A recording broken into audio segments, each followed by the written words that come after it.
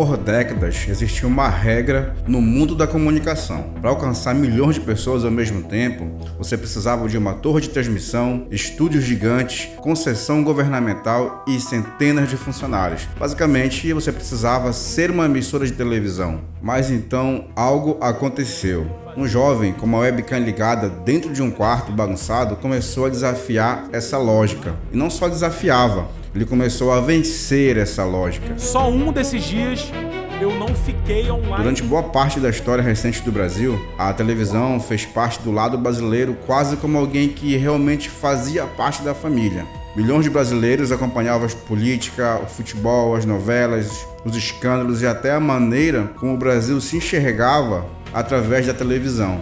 E no meio desse universo, um nome se tornou praticamente sinônimo de televisão: TV Globo. A Globo não era só uma emissora, era uma máquina cultural, uma estrutura capaz de transformar atores em ídolos, jogadores em heróis e eventos esportivos em rituais coletivos por todo o Brasil.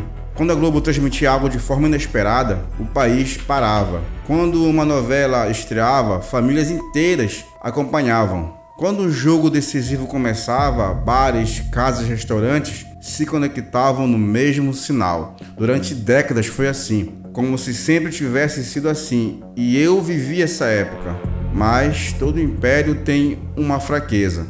E a fraqueza da televisão tradicional era justamente aquilo que por muito tempo parecia sua maior força: o controle.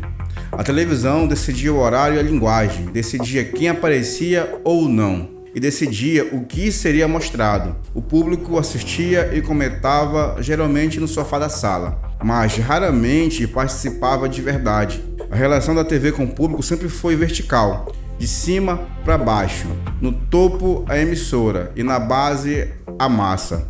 Só que, enquanto esse modelo parecia intocável, uma nova geração começou a crescer em outro ambiente. Um ambiente onde a tela não ficava mais parada na sala. Agora, ela estava no bolso e principalmente na mão. E a internet não pediu licença para entrar, ela só entrou. Primeiro como curiosidade, depois como passatempo e logo em seguida como vício. E quando os gigantes perceberam, ela já não era mais apenas uma alternativa, era uma ameaça, porque a internet fez uma coisa que a TV nunca tinha permitido em larga escala. Ela deu o botão de publicar para uma pessoa comum, como eu e como você. E isso mudou tudo. No começo, quase ninguém levou os criadores digitais a sério. E, para ser justo, era fácil entender o motivo. Os vídeos eram extremamente simples quando comparados com os padrões da TV aberta. As câmeras eram ruins e o áudio pior ainda. No dia seguinte. Oi! Você conhece o Mário? Isso, comparado aos estúdios de televisão, parecia muito amador e realmente era. Mas havia algo ali que os grandes grupos de mídia não conseguiram fabricar com facilidade: a proximidade. O público não via aqueles criadores como figuras distantes, via eles como gente parecida, que falava do mesmo jeito e que queria as mesmas coisas, e que parecia estar junto, lado a lado e não acima. A televisão tinha audiência, mas a internet começou a criar comunidades.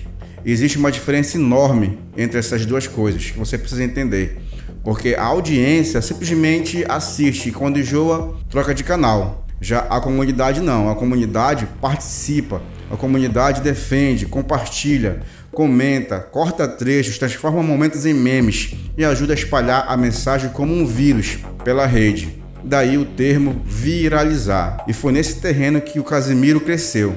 Ele não surgiu como um apresentador fabricado para parecer popular. Ele parecia popular justamente porque não parecia fabricado. Falava de futebol, reagia a vídeos, comentava acontecimento, brincava no chat e criava uma sensação rara. A sensação de que o público não estava só vendo o programa. Agora o público estava participando de uma conversa. E isso é extremamente poderoso, porque aqui na internet muitas pessoas não acompanham só o conteúdo. Ela acompanha quem está fazendo o conteúdo. E esse detalhe explica muita coisa. O jogo é importante sim, a notícia é importante, O evento é importante, mas o rosto de quem conduz o conteúdo também virou parte da experiência. E na televisão tradicional, o apresentador era a ponte até o evento. Já na internet, muitas vezes, o apresentador vira o próprio evento. E foi assim que um streaming começou a construir algo que mais tarde assustaria gigantes da mídia aqui no Brasil. Mas antes da virada vieram os testes. Casemiro já havia se aproximado das transmissões esportivas antes da Cazé TV. Jogos do Brasileirão, partidas do Atlético Paranaense, conteúdos ligados ao futebol e experiências em plataformas como a Twitch começaram a mostrar que havia um público para assistir esporte de um jeito diferente. Não era só narração, não era só análise, era convivência. A pessoa ligava lá e ficava, às vezes pelo jogo, às vezes pela resenha e às vezes pelas duas coisas.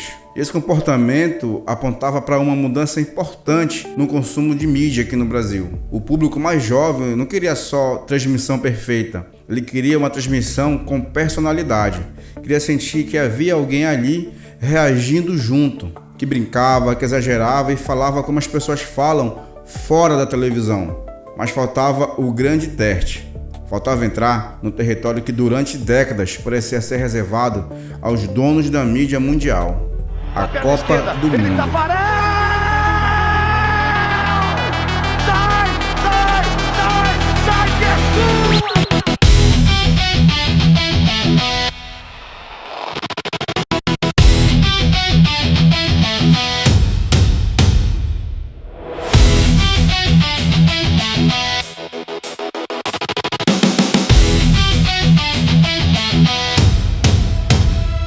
E foi aí que a história deixou de ser apenas curiosa.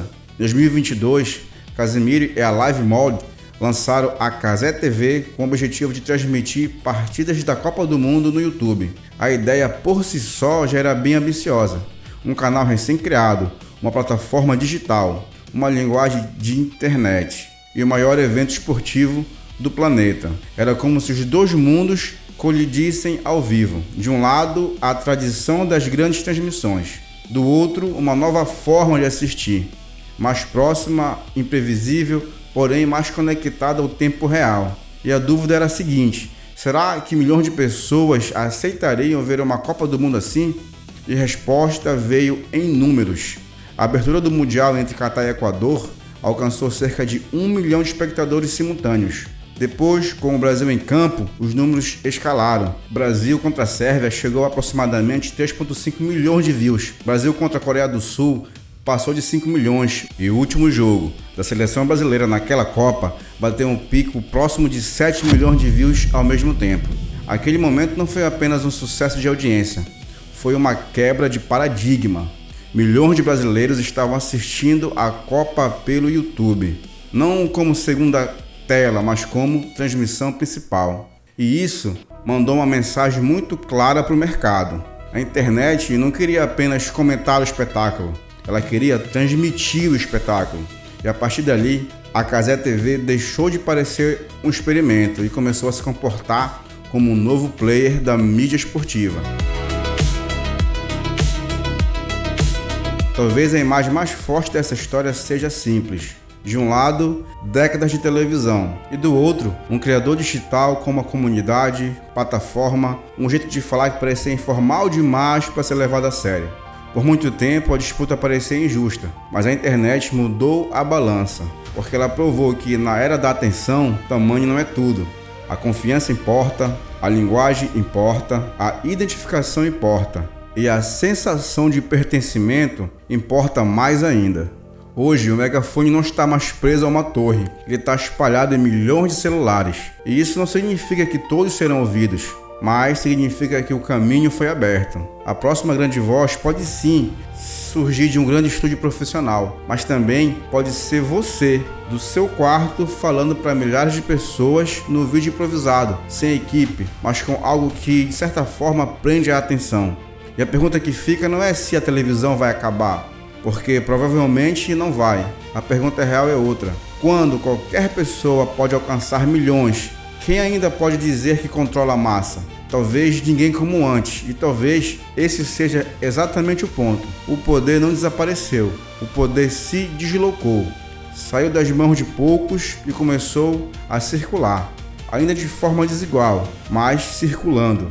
E quando o poder começa a circular, mesmo os gigantes precisam olhar para baixo, porque o próximo concorrente pode não nascer em uma sala de reunião, ele pode nascer em um quarto comum, com uma câmera ligada, um celular na mão e milhões de pessoas do outro lado da tela.